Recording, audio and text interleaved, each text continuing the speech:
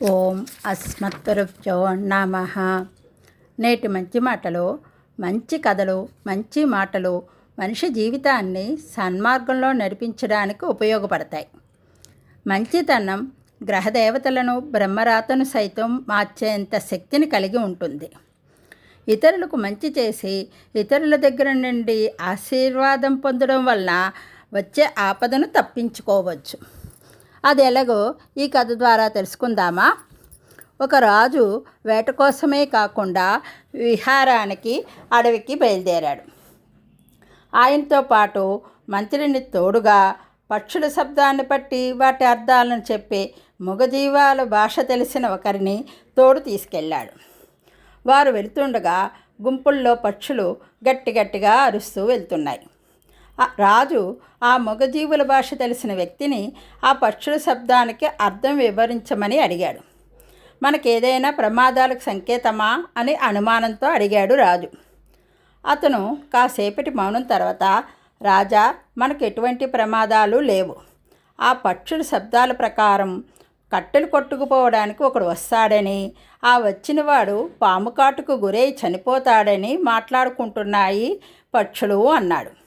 రాజుకి ఆ మాటల్లో నమ్మకం కలగలేదు. నువ్వేదో చెప్పాలని చెబుతున్నట్టుగా ఉంది, ఇది కనుక జరగలేదో నీకు శిక్ష తప్పదు అని కూడా హెచ్చరించాడు. కాసేపటికి ఒకడు కట్టెలు కొట్టడానికి గొడ్డలతో వస్తున్నాడు. నిజంగానే వస్తున్నాడే అని ఇంకేం జరుగుతుందో అని వేచి ఉన్నారు.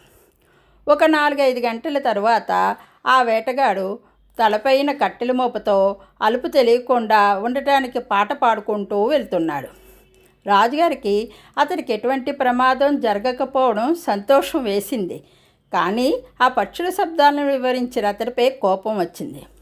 నా దగ్గర అబద్ధం చెప్తావా? నీ విద్యలో తప్పు ఉంది అన్నాడు. అందుకు అతడు, లేదు రాజా, నేను చెప్పిన విషయంలో అబద్ధం లేదు, కానీ ఇది ఎలా సాధ్యపడిందో నాకు అర్థం కావటం లేదు అంటూ కట్టెలు కొట్టుకుపోతున్న వాడిని పిలిచి ఆ కట్టెలను తలపై నుండి దించమన్నాడు. అప్పుడు ఆ కట్టెల మధ్య నలిగిపోయి ఓ నల్లపాము చచ్చిపోయి ఉండటం గమనించారు. అప్పుడు అతడిని, నువ్వు కట్టెలు కొడుతుండగా ఏం జరిగింది అని అడిగాడు. రాజు దగ్గర ఉన్న వ్యక్తి, నేను కట్టెలు కొట్టాక 2 ముసలివాళ్ళు పాపం దారి తప్పి వచ్చేశారు. వారికి సరైన దారిని వివరించి వారికి కొంత దూరం దారి చూపించి వచ్చాను. అప్పుడు వాళ్ళు నువ్వు నుండి 100 ఏళ్ళు చల్లగా ఉండాలని ఆశీర్వదించారు. ఆ తర్వాత వచ్చి ఈ మోపును నెత్తిన పెట్టుకున్నాను. పాపం, అంతకుముందే పాము ఇందులో చేరిందేమో, నేను చూడలేదు అని జాలిపడ్డాడు. అతడు ఆ విధంగా వివరించి వెళ్ళిపోయాడు. అప్పుడు రాజుగారి దగ్గర ఉన్న ఆ పక్షుల భాష వ్యక్తి, ఇది రాజా జరిగిన విషయం. అతడు మంచి చేసి ఇతరుల దగ్గర నుండి పొందిన ఆశీర్వాదం వల్ల అతను తనకు వచ్చే ఆపదను తప్పించుకున్నాడు అని వివరించాడు. అందుకేమో మనం బాగుండాలి అని కోరుకునే ఒక్క మాట, ఒక్క మనసు చాలు మన నుండి ఎటువంటి కష్టమైనా ఆపదైనా మనల్ని చేరకుండా ఉండటానికి. జై గోవిందా.